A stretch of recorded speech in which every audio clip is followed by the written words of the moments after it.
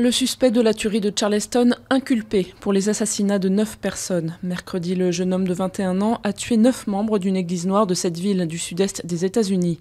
Selon une source policière, Dylan Roof aurait avoué vouloir déclarer une guerre raciale.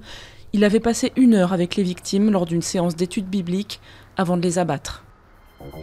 Les mots de Nicolas Sarkozy comparant l'afflux de migrants en Europe à une canalisation qui explose font réagir jusqu'à l'Élysée. Interrogé sur les propos de son prédécesseur, François Hollande a appelé à la maîtrise sur ce sujet.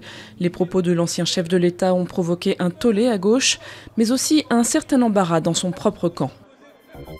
Sans surprise, l'affaire de son compte bancaire caché à l'étranger vaut à Jérôme Cahuzac un renvoi en correctionnel. C'est ce compte qui avait mis un terme en 2013 à la carrière politique de l'ex-ministre du Budget. Il sera jugé notamment pour fraude fiscale et blanchiment, des faits passibles de 7 ans de prison, 2 millions d'euros d'amende et d'inéligibilité. Après 2 permis annulés et des mois d'attente, les travaux vont pouvoir reprendre à la Samaritaine.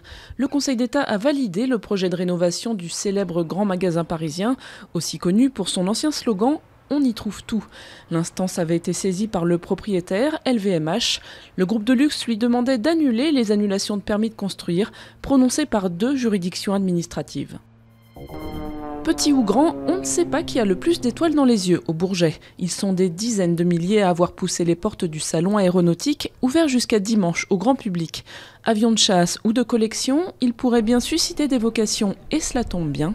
En manque d'ouvriers qualifiés, l'industrie recrute à tour de bras.